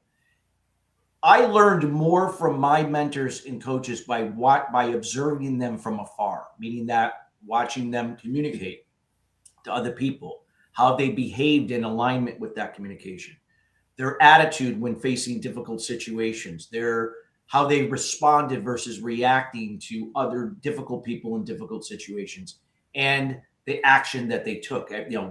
What they said was supported by the action. So for me, coaching it's about giving to yourself. You have to be able to give to yourself before you can give to other people. And so for good coaches, it's constantly learning from others, no matter who they are, what age they are, and constantly showing up to be your best. And when you can do that, you can be a better example and a better resource. Coaching is the ability to share and knowing when to be direct, depending upon the situation or what you're doing. But for me, coaching can be instrumental in helping you to be your best, and you have to do your part. And that's one thing about why a lot of times coaching and coachee programs don't work, is because there's not accountability. People don't do what they say they're going to do. And again, you can't control other people. So it's got to be something that, again, through your example and your resourcefulness, that you encourage somebody enough that they're going to do whatever it takes to get them out of their situation, to be a better person than they've ever been before. And again, it's a two-way street. So it starts with you being the example and being a resource every day. Very true. Thank you, Christopher. Renee? I'm going to say big all caps, amen. At Chris Salem, amen. Because, clients that I work with, I actually asked them recently, I said, one of my clients, I said, what made you choose me? I mean, there's so many coaches, right? So many.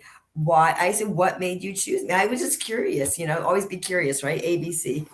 And she said, Renee, because you were consistent. You always showed up, and you were consistent in how you showed up. And I saw you as a product of your own suffering in silence, right? I saw you as that example. And so she said, I want her. She knows this route. She knows this path because she had to create it for herself. She saw the programs that I had created. She saw the book I wrote all this from my lived experience. So she's like, I want her. She became a #1 best-selling author. And I've heard her speak, and I've watched her programs. I've taken her programs. I want her. And that to me is the biggest compliment of all. Someone, because Chris said, you're leading from example. So somebody was watching me, unbeknownst to me, that I was being, she was watching and seeing how I was presenting myself and showing up day after day, week after week, month after month, and being consistent. The consistency, you talk about consistency. I do a lot of, things that are play on words, because it's true. Not just as I say in sports, but consistency. You talk about consistency in a recipe. Consistency. What's the consistency when you're beating with the eggs and whatever, the flour? What's the consistency? Well, consistency is also the consistency in your life. What are the ingredients you pour into yourself in your coaching and in your coachee? What are the ingredients that are needed? The work I do as a coach, as a mentor, as an empowerment guide for the women that I work with, it's emotional intelligence, emotional empowerment, because our emotions are the ingredients. What are the triggers that are leading to that? What are the inner voices that we're speaking to ourselves? What are those ingredients that we're pouring in, and what are we getting from that? It's all consistency and the ingredients we're pouring into that, and what is making up those, the outcome.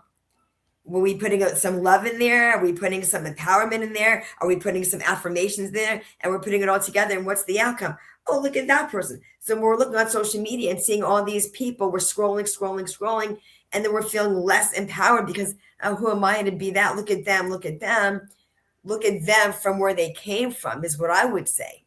Do a deeper dive into the people they are interested in working with. Find out more about them. Get on a call with them and see, is this somebody that I want to work with? Where did they come from? What ingredients did they have in their life, and what are they now? Who have they become from where they came from? That's someone I want to work with, not someone who's, oh, look at them, look at them, look at them. It's like, how do I evolve to this?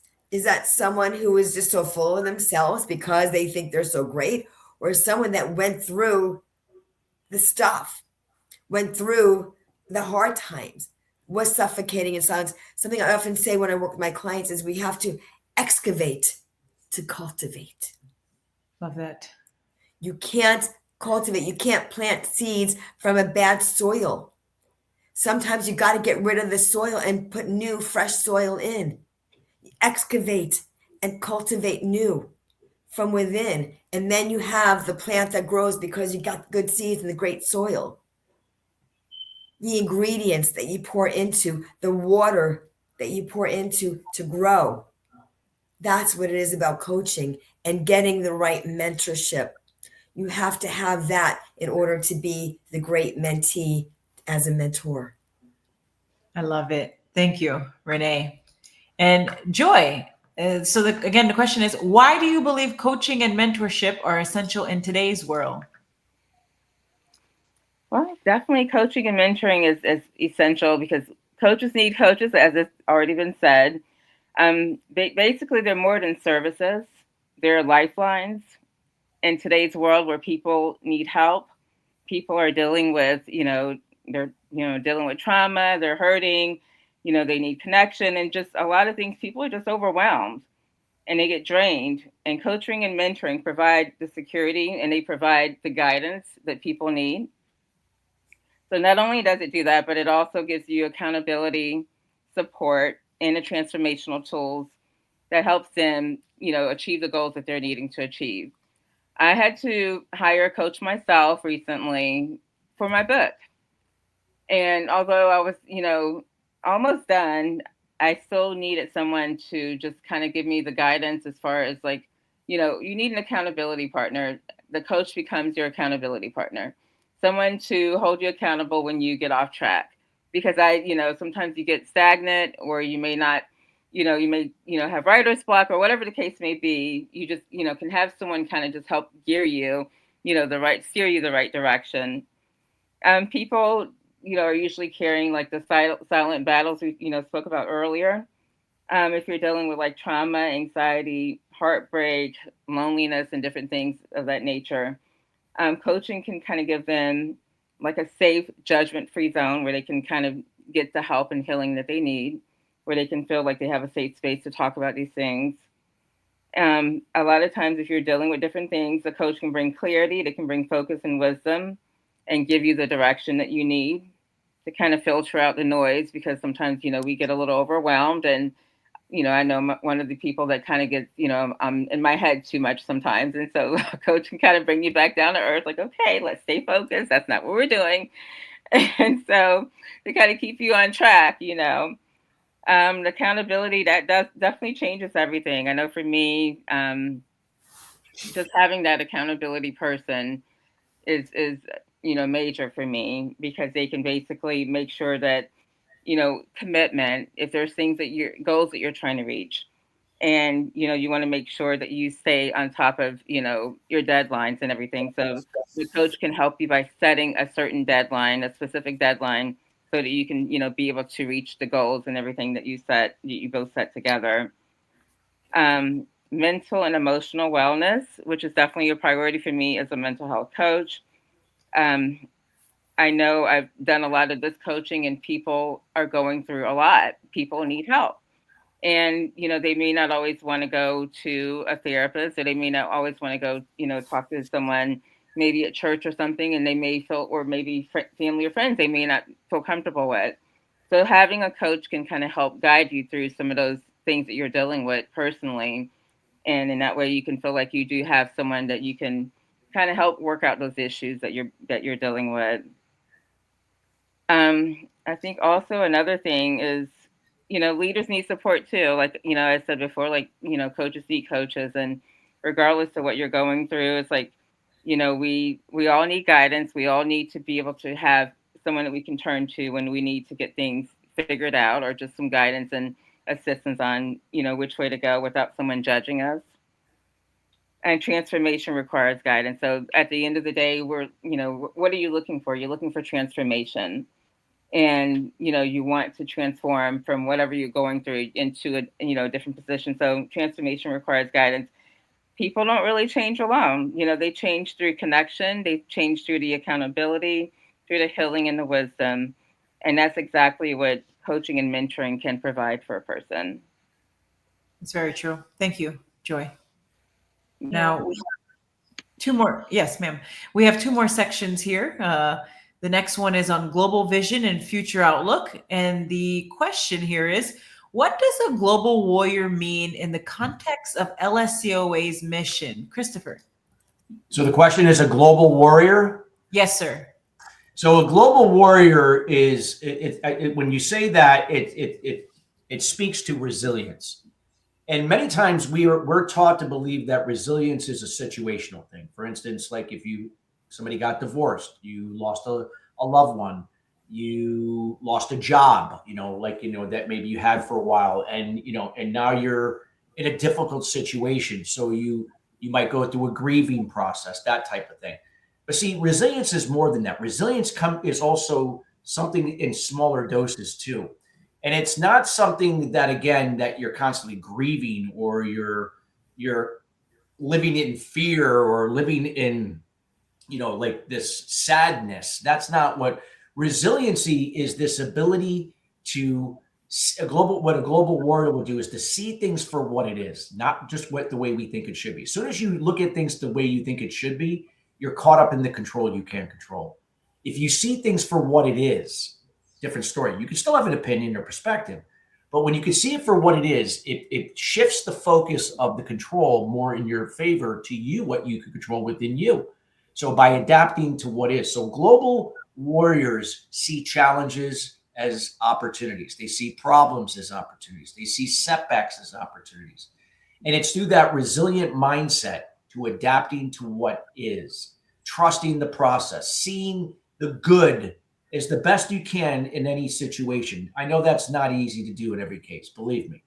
But nonetheless, that there's always something good that comes out of something bad. It's always that, it's like that opposite effect. So resiliency is the ability to trust the process, to see things through, not to allow anything that's working against you to hold you back. Keep getting up, keep moving forward. And that's what, your organization is all about, Gigi. This is why you show up each and every, month, or not every day, but even with the events that you put on, virtual events, things that you do in person, what you do individually. It's that consistency that Renee had talked about. And, that a global warrior knows that we have to be consistent with the 5 things I talked about earlier, what you can control. That is what is going to get you through and turn challenges, obstacles, setbacks, problems into opportunities, and then into results. Or knowing to accept when something doesn't work out, and it's okay. Something better is usually going to be on the horizon. That's trusting the process. And there was a guy, I can't remember the author, but he had published a book, Don't Sweat the Small Stuff, right? Mm-hmm. You can't sweat the small stuff. Think about anything you've gone through, it always eventually works out, right? And you could say that in hindsight, yep, it does. And then you go through it again, and then you forget, what we just said. You end up experiencing the same thing over again. So resiliency, instead of like waiting for something to trigger the resilience, be resilient every day. See every obstacle as an opportunity. see everything that you're doing from a place of what it is and what can you make the best out of what you can't control. Focus on what you can control with it and make the best of it. That's right. Bullseye. That's right in alignment with the context of LSCOA's mission as far as a global warrior goes. Thank you so much for sharing. You are vigilant, my friend. Yes, I love it. Renee? Richard Carlson, don't sweat the small stuff, and it's all small stuff. There you go. I got your back, Chris, always. I love that. So, it is that's what this is about. Gigi, you, like I said earlier, I keep saying this, you've created this. You created what was needed. You saw the need and you said, I'm going to do this. I'm going to bring in leaders. I'm going to bring in warriors. I'm going to bring in people who can impact and already are impacting, inspiring, and empowering others based on their own lived experience. So others will know they're not alone. That's what you have done. That is what this global initiative is about. And, when we come together for things like this, it's, a global warrior. It's about us, we, not me, not Chris, not Joy, not you, but us. It's a we experience. Global is global. And that's when you actually do empower, inspire, and impact others, because you're global and others can see what you've gone through and what you've grown through and the lived experience. So when you're a warrior, it doesn't mean that you're like the picture that you envision with a warrior with the painted face and you've gone through the battle. But you know what? Like Joyce said, the internal scars that you don't see externally of what we've been through. We've been through our own wars and our own battles, and they don't always show. We smile on the outside, we could be bleeding on the inside. And that doesn't mean that you're a warrior. It means that these are things, are your wounds that you weren't ready to show to the world. The black and blues we have inside may never be seen outside, but we have gone through them. We have healed from within, and we are here to speak from the experience, from trusting the process, from what we've been through and what we've grown through to become and be who we are. You can't go through something if you're not just growing through it as well. You get to the next stage and the next level because you've grown through something. And if you don't, that keeps repeating until you get it. There's so many things. I'm like, why does that keep happening? What is the lesson here? And there's always a lesson. It's when we open our eyes and open our ears and open our heart to choose to accept what that lesson is. And it's not a lesson you're being punished. It's a lesson to learn, to grow, and to be able to give to yourself and grow from that space. So you can pour from the overflow. That's right. There's always a lesson. Like I always say, leave the past in the past and take the lesson with you. Yes, ma'am. Yes. Amen. Yes. Joy? And so the question is, what does a global warrior mean in the context of LSCOA's mission? So when you talk about a global warrior, I just have to take it back to the word. The thing that came to my mind was the scripture, just a couple of scriptures. The first scripture was Philippians 4:13. I can do all things through Christ who strengthens me. And that's one of my favorite scriptures. And that's something that whenever I feel like I need to take anything on, I feel like a warrior when I say that scripture. If I'm going through anything, if I'm battling anything, I just say that scripture out loud. I can do all things through Christ who strengthens me. And so that gives me the strength that I need to go on. And then if you're going to go into battle, and any warrior needs their armor. So if you're going to have the armor, then you go to Ephesians 6:11 through 17, and you put on the armor of God. So you have that sword of the Spirit, which is your weapon, and the sword of the Spirit, which is the word of God. You put on the breastplate of righteousness, and that's going to protect your heart. Then you have the belt of truth on your waist. Then you have the helmet of salvation. And that helmet is important because it's going to protect your mind from any thoughts from the enemy or anything else that may try to hit you, in that mind or that head. It's going to protect that. Then you have the shield of faith, and you always carry that shield of faith to quench any fiery darts that the enemy may throw at you. And then you have the shoes of peace, and you wear those shoes on your feet and to spread the gospel of peace. So having that armor of God is going to protect you. And then just knowing also with the word of God that you can do all things through Christ who strengthens you. With God on your side, you can do all things. And I just feel like with that a warrior, when you talked about a global warrior, I just feel like those are the tools that are necessary. If you have those tools, you have the word of God and you have that armor of God, then you can be prepared to beat anything, to face anything.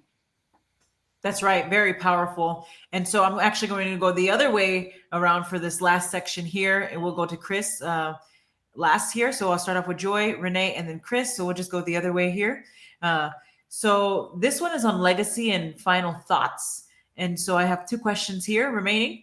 And so the first one is, what is one thing you want the next generation to know about perseverance, purpose, and walking with God? Joy, I'll start with you and we'll go around.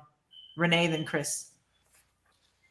The thing I want the next generation to know about, you said purpose, persevering, and walking with God, is they can do anything through Christ who strengthens them. There's hope. You don't have to give up. You have everything that you need inside of you. I want to give them hope. I want to give them encouragement, and just letting them know that they are enough, that they're chosen, they are fearfully and wonderfully made. It doesn't matter what society, the standards and the things that society tries to, put out there and tell you that you have to have, and that you may not have, and you may not be enough because you don't have this or that or whatever. If you just have faith and you believe in yourself and you know that you can do it, and just trust God, you will get through it. And I just believe that, society these days, they're just really, I think, just misguided, and I think influenced, by social media, and just a lot of different things, where it's been more of a negative impact in a lot of ways. But I think if people just stay focused and just know that they can accomplish anything that they put their mind to, and continue to just trust God, and continue to walk it out. And if things don't work the first time, just don't give up. No matter what, don't give up. Just continue to just walk, continue to trust God, continue to just stand on what you're believing in and work hard at whatever you're trying to accomplish, and you will accomplish it. So basically the word, I would just want to tell them just to keep going and not give up, and don't lose hope. Amen. Thank you. Renee? Yeah, it is really a great question. There's a bracelet that my best friend I found after she transitioned. It was in her drawer, and I carry it with me. I used to wear it, but it was getting worn out, and I didn't want it to wear out, so I just carry it with me. But I carry her in my heart, and it says "Never give up." And she never gave up until her last breath, and she didn't give up then. She's still with me. I know she is because I feel her. And she was my guide. She was my mentor. And I've had others in my physical world here, but I know she was definitely one and still is one. And you want to leave a legacy. It's just, you said perseverance and purpose and walking with God. Yes. That's something we get to do if we choose to. God is in our life if we choose to accept God is in our life. If we choose to be that voice and that vessel and to be used for a greater good. That's a choice we get to make, just like I spoke about with our voice, the words, the song we get to sing, whether we're actually singing or we're speaking. Those are our tunes, our melodies, our consistency in showing up. And it's how we choose to do that every single day. And yes, I have a very strong faith in God, and I believe in God, and I trust. You have to trust that things are going to work out. And that is the greatest thing that Chris ever said, is trust the process. Give without resistance, receive without expectations. Absolutely. I never let that go. He and I don't see each other very often, nor do we speak very often. But I never forget those words he said to me. Because it's part of what we do. You've got to trust, have faith, and believe. And never give up. That's right. Those are the biggest pieces. Yes, ma'am. Trust the process and never give up. Very powerful. Christopher, and so going to you here, the question is, what is one thing you want the next generation to know about perseverance, purpose, and walking with God? I would say that again, with the next generation, the next generation is growing up detached. They've grown up, where they grew up on devices, and it's instant gratification. And when they're seeking like just acceptance, if they're seeking a dopamine hit, they can just go on a TikTok or, and so to learn that life is more than just what's on a device. And again, we can't change the environment. They're a product of their environment. That's how our environment is. We can't change that. But what we can change is what we do in our homes as parents, and being the example of that, and knowing that, hey, you can let them have a phone. You can let them do what normally what kids of that generation do, which now is the alpha generation. But with that being said, purpose, and when purpose starts with what you observe in other people. And when people lack direction or people lack purpose, it's oftentimes because they didn't have it growing up. We were talking about that earlier, Gigi, with foster kids. They never had that. They didn't even know what that is. There's no coincidence why they don't have a purpose or direction until someone stepped in to help them, even though, and sometimes when you do that later, it takes a little longer, and it's not always guaranteed that it's going to stick. But nonetheless, when we can establish purpose and be that example of that ourselves for the people around us earlier rather than later, it's more likely to stick than the other way around. So for me, the next generation is people being consciously aware of their actions, their behavior, their attitude, their emotions, their communication, being aware of that, and just make sure that we're being, interdependent, intentional, assertive, seeing things happening for us, and be purposeful that way. Be that consistently to the best of your ability. We're going to make mistakes. We're human, but nonetheless, these are the things that will encourage the younger generation to possibly now not go down that rabbit hole of just escaping and thinking their purpose in reality is all in this phone or whatever is outside of them. That there's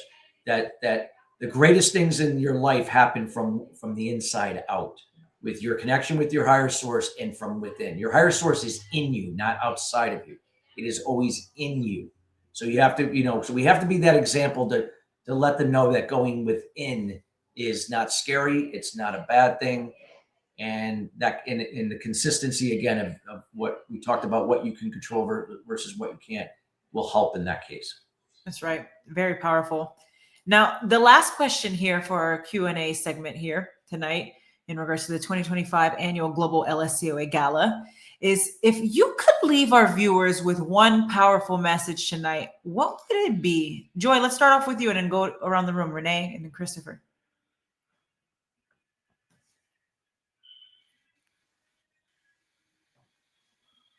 Okay. If I could leave a message to the viewers, I would just want to say, love is powerful. Love is like my superpower. And I would say spread more love. I think if we all, and I know that sounds kind of corny, and some may say it sounds cliche and all of that, but I think if we all just did our part to just show a little love, a little more love, that really does go a long way. It could be something as simple as a smile. You never know how bad of a day someone is having, and that smile could change their world. They could be on their way to do something devastating, or just gotten the worst news of their life, and just showing up with a simple smile or hello could just be a matter of life or death for them. You just never know. So I would just say, just spread a little bit more love, because I truly believe what goes around comes around. So when you spread that love, eventually it's going to come back to you. I'll just keep it that simple. That's right. Thank you, Joy. Renee? Oh, you're muted, Renee. Okay, finding your voice. Here we go. I got my voice. It's a tagline I use, and I'm going to leave you with this. Your voice matters more than your silence ever will. That is something that I say every day. I put it it's in my email, it's in my posts, it's in my languaging, because most people don't understand how powerful their voice is over their silence. We mute ourselves. We say yes when we want to say no. We talked about this during this event, but we don't speak up. In my own journey, I didn't speak up in business or in life until I eventually had no voice to speak with. So to know that your voice matters more than your silence ever will is so powerful. It resonates with me, and I know and I pray it resonates with those viewers either watching or listening to this. Because when you really understand how powerful your voice is, and not just the outer voice, the inner voice. Because your inner voice is going to create the words you speak outwardly. The words you say to yourself will only be as strong as those that you speak to yourself and those which you choose to speak and share with others. So to know and remember the power of your voice and the purpose in which you were given that tool, that instrument, and how you're choosing to share that is really powerful and empowering. And you could choose to inspire others. You could choose to speak with words of affirmation over degradation, and words of empowerment rather than disempowerment. So always remember your voice matters more than your silence ever will. That's right. Thank you, Renee. Christopher? So something I've been saying for many years is you have to be able to, this is how the universe works. It's a give or take. And if you're truly going to really give to others, and there's a lot of people who give, but they give from an empty cup. They give from a codependent way. That's the old Chris, the pleaser and enabler. I gave from an empty cup. I wasn't really helping anybody. I was just, helping them to be stagnant, stuck, and dependent on me, and me being exhausted, frustrated, angry, and lashing back at them. That didn't help anybody. But we have to learn that the first person that you have, if you're going to help somebody, that you have to give to is yourself.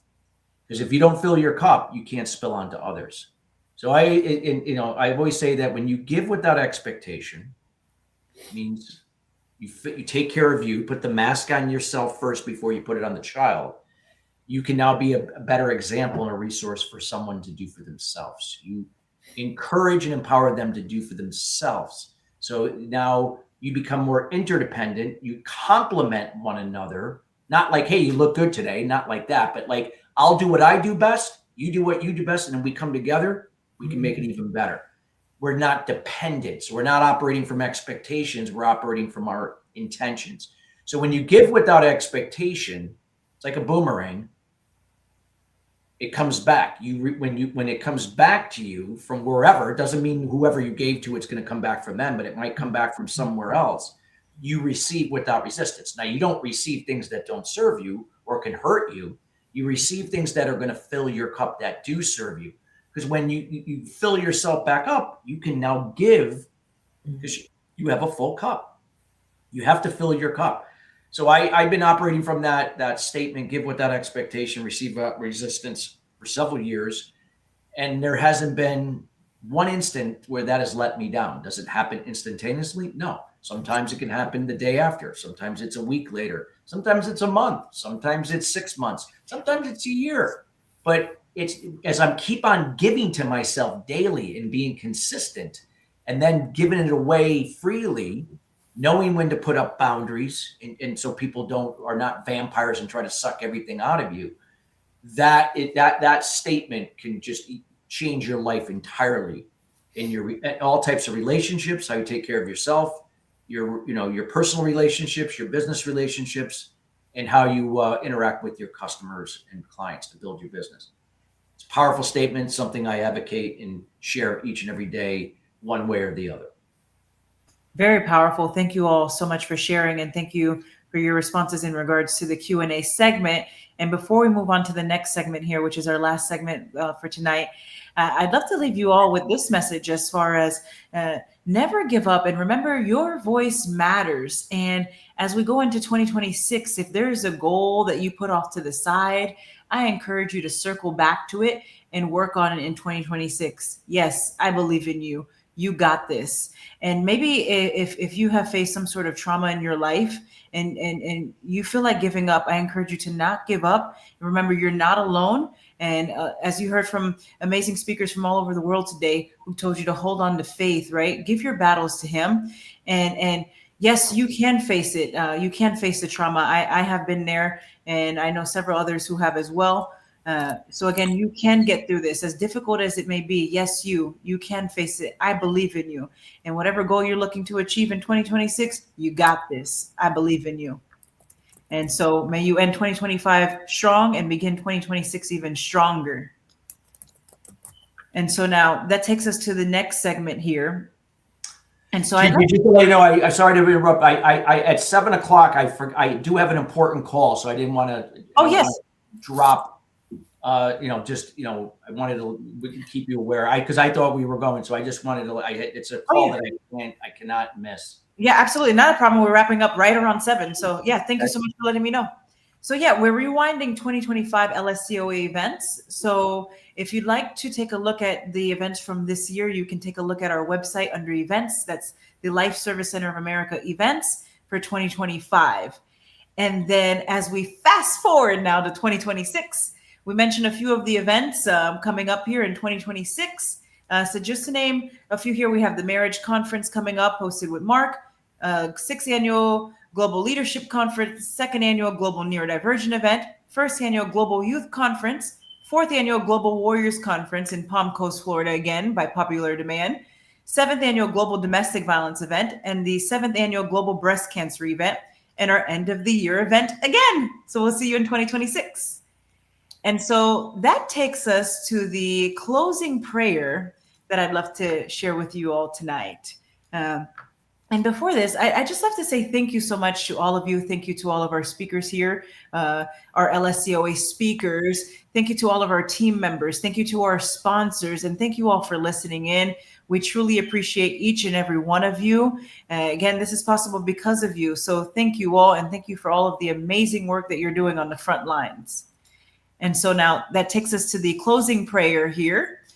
And so, Heavenly Father, we come before you with grateful hearts as we conclude this 5th Annual Global LSCOA Gala. Thank you for gathering us together in unity, purpose, and vision. Thank you for every speaker, every leader, every supporter, and every servant-hearted individual who helped make this event possible. Lord, we ask that the seeds planted here tonight continue to grow and bear fruit in the days, months, and years ahead. Strengthen us to lead with integrity, serve with compassion, and uplift those around us with courage and faith. Bless every family represented, every business, every ministry, and every calling. Cover us with your protection as we depart from this place. Guide your steps, renew your spirits, and remind us to walk boldly in the assignments you have placed in our lives. May your favor surround us, your wisdom direct us, and your love sustain us until we meet again. In Jesus' mighty name we pray. Amen. Thank you all. God bless you and be safe.